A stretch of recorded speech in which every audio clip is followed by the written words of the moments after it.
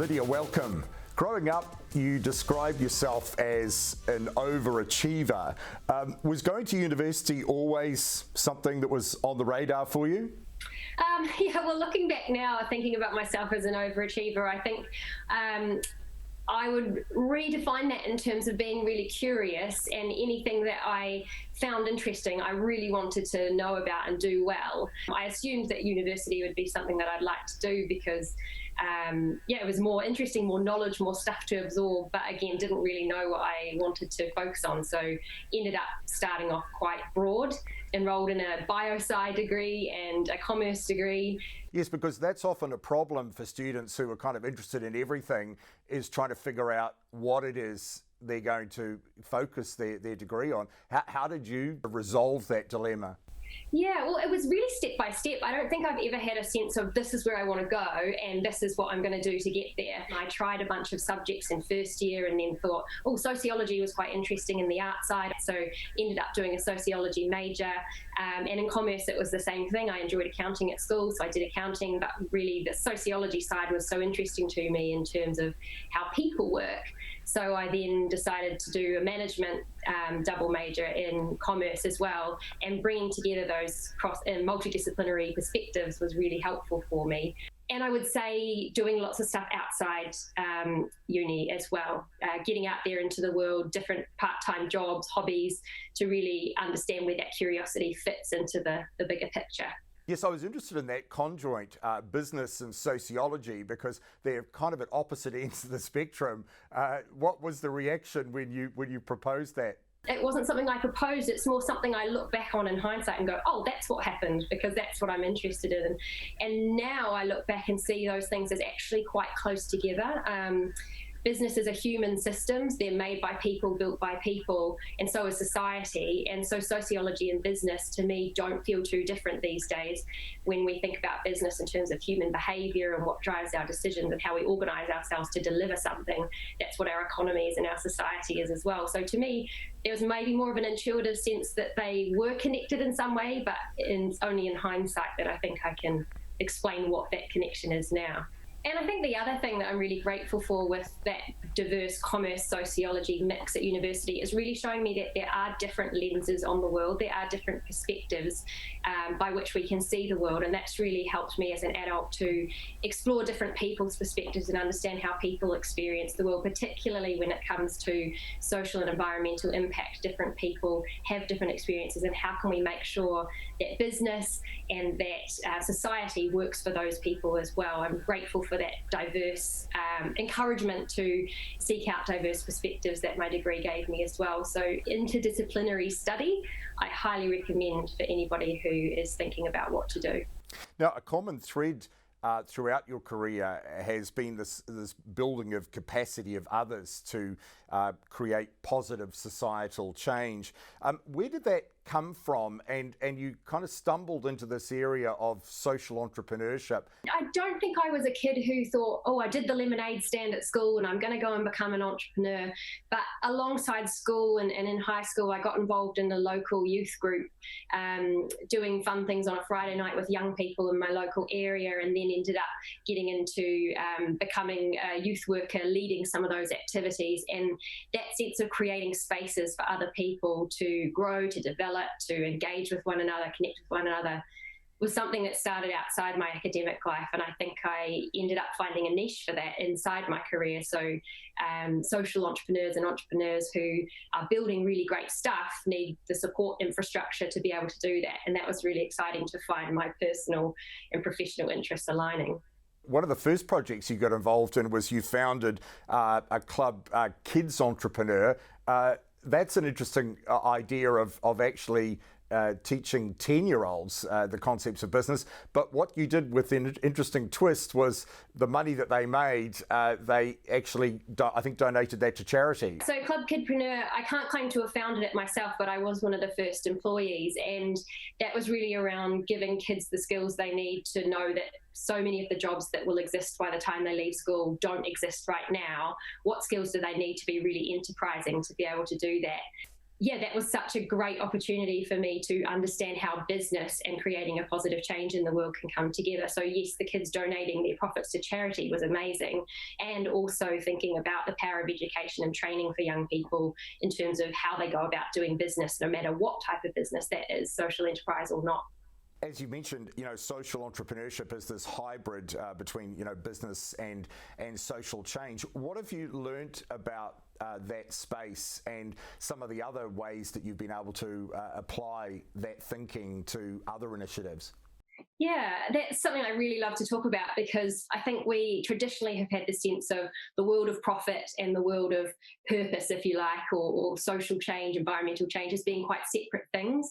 But nowadays, I would really look at it as asking the question, what is the role of business in society? Why do we have businesses in any particular industry? Ultimately, they're there to enable us as communities, as families, as individuals to thrive, meet our needs. So every business is a social business in that sense. And so I think my career has really been about closing that gap between the profit and purpose, but actually saying, let's achieve purpose through profit, and that's completely possible. Can you give us an example of some other of those initiatives that you've created? Some of the initiatives that I've been involved in supporting are, for example, in the disability inclusion sector in Australia. So looking at how technology can be used to enable people with disabilities to participate in everyday life just like everyone else. So, for example, Home Care Heroes is a startup in Australia that gets young people who are really interested in making some money through the care economy and connects them with people with disabilities for companionship based on shared interests. And the young people make money through providing care services, and people with disabilities who often are quite isolated build relationships and really meaningful connections, and often themselves can then offer care back to other people. And you were also involved in the creation of an initiative at the University of Auckland Business School, Solve It. How did that come about? And tell us a bit about how that program worked. Yeah, so that was a really exciting one. The Centre for Innovation and Entrepreneurship at the university was created since I left. And I'm really sad that it wasn't there when I was a student, actually, because they're doing some really great initiatives. And Solve It had run for some time before I was involved. And then I was invited to come in as an alumni and somebody working in the startup space to develop that program further and support students to connect with a number of large New Zealand businesses, so Ports of Auckland, Yealand's Winery, for example, and help them solve some really meaty challenges through using the power of their own initiative and entrepreneurial spirit. And so that was a hackathon-style process over a couple of weeks, and students developed some really, really fascinating solutions, which ended up getting some of them jobs with those initiatives. So highly recommend to all students to get involved in that kind of stuff at uni, because it can lead to great stuff, and I wish I did more of it. Do you think that's really the new focus of a degree these days? I've heard people comment, for instance, it's not about the grades that you produce, it's about what have you done at university. Is that your sense of the way universities should be thinking and students should be thinking about their careers and their studies these days? Yeah, absolutely. Because if I'm really honest with you, Andrew, when I think about my overachieving path, as you call it, it's really, for me, was about meeting the grades and figuring out what I needed to get an A, and that really didn't help me develop a huge amount of critical thinking. I just tried to do what I needed to achieve, really. But had I done more of that extracurricular stuff and started to really connect it into what I was learning meant for the rest of the outside world, I think I would have been a much more well-rounded person, and that development's really happened later in my career, I think. So certainly those transferable skills, the problem solving, the initiative, the resilience, all of that is what's needed, particularly in a post-COVID world where the world's changing so much that it's our adaptability and resilience and all of those skills that are going to see us be in much better stead than just our academic smarts alone. One way I really liked the way that you frame your approach is you say that I find the intersection of three things: my values, a problem to solve in the world, and current skills that I have to offer. Can you just explain how you came about that philosophy and how it's applied in your own career? Yeah, I think I'm really grateful to have been surrounded by some wonderful mentors and support systems myself that really encourage me to explore who I am as a person and what I care about, and see that as just as important in my own development as becoming a walking library with lots of technical knowledge in my brain. And through that encouragement, finding my next steps in my career really has been a combination of exploring what it is that I care about and what is meaningful to me and what meaning I want to create through my career, what the needs of the world are at the time, problems that I can help solve. Because I think as humans, we have a fundamental desire to learn and grow and develop. Now, one academic who certainly caught your attention during your studies, and in fact in your notes you commented, I don't know how they let him into the business school, was Ross McDonald. Just tell us a bit about the impact that Ross had on really quite a radical approach to your career shift. Yeah, so Ross McDonald really helped me have a paradigm shift in how I thought about my business degree, to be honest. His course helped me situate business in the wider world and look at the connections between business and society and the environment. And why I think I describe it as how did they let him into the business school is there was very much this sense of challenging the status quo of business and this invitation to be part of making the world of business and our broader economy one that genuinely serves people and planet in a really efficient, effective, competitive way. And so that particular course was what helped me see the intersection between a commerce degree and a sociology degree, and develop a career that's really about challenging the status quo and driving pioneering shifts forward in how we live and work. Finally, Lydia, tell us a bit about what you're doing now and perhaps some of your goals and aims for the future. Yeah, so now I'm currently living in London, not forever, I'll be back one day, but working for an organisation called Finance Innovation Lab, which is a non-profit that incubates the people and projects that are making the financial system more responsible, more sustainable and more resilient.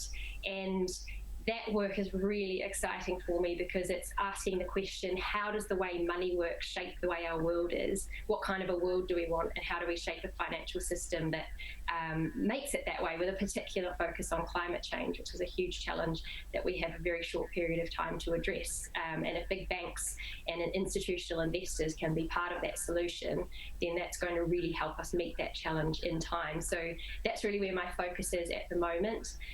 Still working within that, building capability, creating platforms for other people to innovate, working with really, really impressive people in the UK who have really smart ideas about how finance and economics could be done differently to create a more just and sustainable world. And I'm just really grateful to be a part of it, really, and want to continue following that curiosity to see where it leads next and hopefully have some positive impact with and for others along the way. Lydia, thanks so much for joining us today. Thanks, Andrew. Really wonderful to chat with you.